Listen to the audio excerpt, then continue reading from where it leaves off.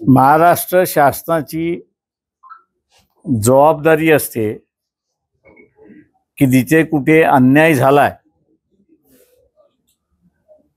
त्या अन्यायाला नुसतं वाचा फोडणं नाही तर त्याचं इन्व्हेस्टिगेट करणं, संशोधन करणं, जे आरोपी आहेत त्या आरोपींना असणारं पकडणं, पकडलेल्या आरोपींना कोर्टासमोर हजर करणं आणि त्यांनी केलेल्या आरोपाप्रमाणे त्यांना शिक्षा होणं ही महाराष्ट्र शासनाची जबाबदारी आहे। मालेगावच्या ब्लास्टमध्ये सुद्धा चौकशी झाली आणि त्याच्यातला निर्णय आला। हा निर्णय दुर्दैवी असं मी त्या ठिकाणी मानतो। 8 जण दगावलेत अशी असणारी परिस्थिती आहे आणि 90 पेक्षा जास्ती लोक इंजर्ड आहेत अशी असणारी परिस्थिती आहे। अशा कालावधीमध्ये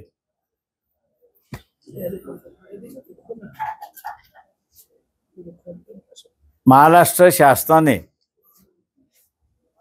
संघटना कुठली असेल, व्यक्ती कुठली असेल त्याचा विचार न करता अपील करणं हे गरजेचं आहे। मालेगाव ब्लास्टमधल्या आरोपींना जे कोर्टामार्फत सोडण्यात आलेलं आहे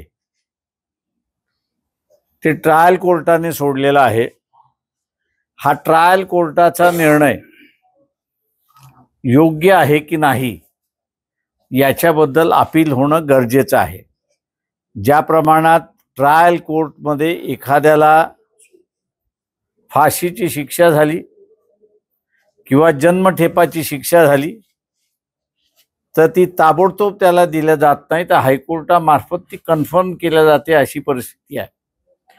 त्याचप्रमाणे याच्यामध्ये हायकोर्टामध्ये महाराष्ट्र शासनाने अपील केली पाहिजे असं आवाहन मी महाराष्ट्र शासनाला करतोय। माझी जी काही बैठक या ठिकाणी झाली त्या बैठकीच्या माहितीतून आणि अगोदर येणाऱ्या माहितीमधून अनेक संघटना, मुस्लिम आणि नॉन मुस्लिम संघटना या अपील करण्याच्या मूडमध्ये आहेत अशी परिस्थिती आहे।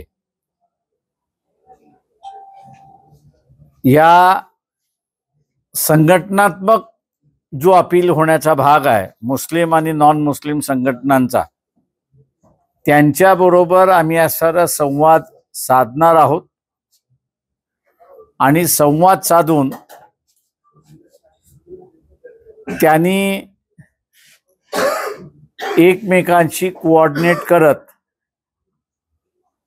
एकमेकाला सहकार्य करत त्यांनी अपील दाखल करावं असं आम्ही त्या ठिकाणी पाहणार आहोत। पण माझ्या दृष्टीने महाराष्ट्र शासनाने ही पाळी आणि नामुष्की स्वतःवरती येऊ नये की खाजगी संस्था मुस्लिम नॉन मुस्लिम या मालेगाव ब्लास्टसाठी अपील करतात आहेत अशी परिस्थिती येऊ नये।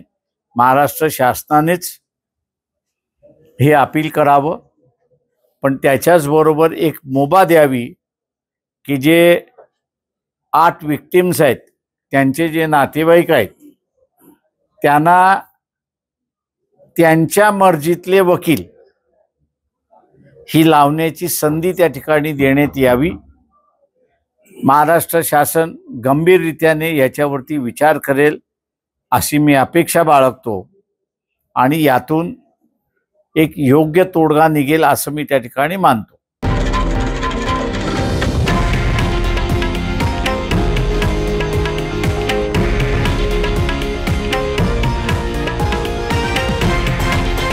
हे आहे देशातील नंबर 1 न्यूज नेटवर्क आणि आपण पाहत आहात TV9 मराठी, एकमेव।